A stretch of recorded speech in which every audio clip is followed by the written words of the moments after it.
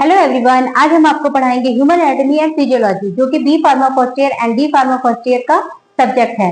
तो आप लोग जो भी स्टूडेंट बी फार्मा के हो चाहे डी फार्मा के हो, अगर ह्यूमन एनाटॉमी एंड फिजियोलॉजी पढ़ना चाहते हैं तो मेरे चैनल पर सारे वीडियोस आप देख सकते हैं। ओके, हम पूरी कोशिश करेंगे आपके सिलेबस को कवर करने की। तो चलिए हम स्टार्ट करते हैं डी फार्मा फर्स्ट ईयर के यूनिट फर्स्ट से।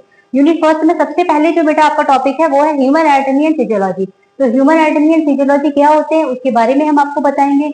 एनाटॉमी क्या होती है, फिजियोलॉजी क्या होते हैं, उसके डिफरेंट कनेक्टेड पार्ट्स क्या होते हैं, उसके स्कोप क्या होते हैं, उसके बारे में हम आपको आज पढ़ाएंगे। ओके, तो चलिए स्टार्ट करते हैं ह्यूमन एनाटॉमी एंड फिजियोलॉजी से। Human anatomy and physiology are two interconnected branches of biological activity. तो ह्यूमन एनाटॉमी एंड फिजियोलॉजी जो होते हैं वो इंटरकनेक्टेड ब्रांचेस होती है बायोलॉजिकल एक्टिविटी की। तो बेटा बायोलॉजिकल एक्टिविटी क्या होती है, आपके बॉडी में जो भी फंक्शन चल रहे हैं वो आपकी बायोलॉजिकल एक्टिविटी होती है। ओके, तो जैसे हमारे हार्ट का काम करना, किडनी का काम करना, वो कैसे वर्किंग कर रहा है हमारी बॉडी में, जो भी चीजें हैं वो आपकी सारी बायोलॉजिकल एक्टिविटी में आ जाती है। ओके बेटा, नेक्स्ट हम बात करेंगे एनाटॉमी की एंड फिजियोलॉजी की। क्यों? क्योंकि जो ह्यूमन एनाटॉमी एंड फिजियोलॉजी होते हैं वो दोनों इंटरकनेक्टेड ब्रांचेस हैं। तो फर्स्ट हम एनाटॉमी के बारे में जानेंगे एंड सेकंड हम फिजियोलॉजी के बारे में जानेंगे। तो एनाटॉमी, अब एनाटॉमी क्या होते हैं? जो एनाटॉमी होते हैं वो स्टडी होती है किस चीज के? Structure of body part. Means हमारे बॉडी पार्ट के जो स्ट्रक्चर होते हैं उसकी स्टडी को हम एनाटॉमी कहते हैं। सपोज दैट किडनी, ठीक है, एग्जांपल के तौर पे हमने यहाँ किडनी लिया हुआ है। किडनी मीन्स किडनी का कलर क्या होगा, उसका शेप क्या होगा और उसका लोकेशन क्या होगा। ओके, नेक्स्ट हम बात करेंगे फिजियोलॉजी क्या। फिजियोलॉजी क्या होती है? Physiology is the study of the function of the body part. Means आपके जो भी बॉडी पार्ट्स होते हैं, सपोज किडनी हो गया, लीवर हो गया या हार्ट हो गया, तो उसके कैसे क्या फंक्शंस होते हैं उसके बारे में हम स्टडी करते हैं। तो उसी को हम कहते हैं फिजियोलॉजी।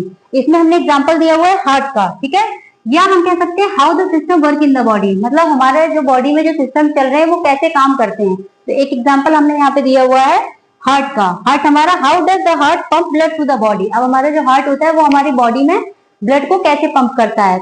ओके, तो इसी को हम फिजियोलॉजी कहते हैं। तो बेटा नेक्स्ट हम बात करते हैं scope of human anatomy and physiology. Human anatomy and physiology के क्या क्या स्कोप होते हैं हम उसके बारे में आपको बताते हैं। तो इसका सबसे पहला जो स्कोप है वो है medical and health science. Okay, medical and health science means जो आपकी ह्यूमन एनाटॉमी एंड फिजियोलॉजी है उसमें सबसे जो इंपॉर्टेंट पार्ट होता है वो हमारी बॉडी होती है। तो जब तक हम अपनी बॉडी के बारे में नहीं जानेंगे बेटा तो हम हेल्थ साइंस या आपकी जो भी ह्यूमन एनाटॉमी है उसके बारे में हम स्टडी नहीं कर सकते। इसलिए यहाँ पे जो सबसे पहला स्कोप दिया हुआ है आपका मेडिकल एंड हेल्थ साइंस दिया हुआ है। ओके, सेकंड जो इसका स्कोप है वो है better understanding of disease mechanism. अब डिजीज मैकेनिज्म क्या होती है बेटा? डिजीज मैकेनिज्म मतलब हमारी बॉडी में जो डिजीज हुआ है वो किस तरीके से हुआ, उसका क्या रीजन है, उसी को हम डिजीज मैकेनिज्म कहते हैं। तो जब तक आप ह्यूमन एनाटॉमी को नहीं समझोगे, अपने ऑर्गन्स के बारे में नहीं जानोगे, तब तक आप किसी भी डिजीज के मैकेनिज्म को पता नहीं कर पाओगे। ओके, तो इसीलिए हमारा जो स्कोप्स होते हैं वो डिजीज मैकेनिज्म में होते हैं कि बेहतर तरीके से हम डिजीज के मैकेनिज्म को समझ सके। वही हमारा ह्यूमन एनाटॉमी का सेकंड स्कोप होता है। थर्ड हम स्कोप की बात करेंगे तो हमारा जो थर्ड स्कोप होता है वो होता है clinical application in diagnosis and treatment. Means clinical application कहाँ का यूज होगा हमारा? डायग्नोसिस एंड ट्रीटमेंट में। अब डायग्नोसिस एंड ट्रीटमेंट क्या होते हैं आपको पता ही है। जब कोई भी आपको डिजीज हो जाती है तो उसको कैसे हम ट्रीट करें वो ट्रीटमेंट कहलाता है। और डायग्नोसिस में जो भी आपको जो अभी आपको डिजीज हुई है वो किस वजह से हुई है, तो डायग्नोसिस में हमको इस चीज का पता चलता है। ओके, तो इसका स्कोप आपका ह्यूमन एनाटॉमी का क्लिनिकल एप्लीकेशन में भी होता है। ओके बेटा, नेक्स्ट हमारा आता है एजुकेशनल एंड रिसर्च। तो जो भी हमारे एजुकेशनल फील्ड है उसमें हिस्टोलॉजी की स्टडी की जाती है, न्यूरोलॉजी की स्टडी की जाती है या मेडिकल साइंस की रिसर्च की जाती है, तो वो भी ह्यूमन एनाटॉमी का ही एक स्कोप है।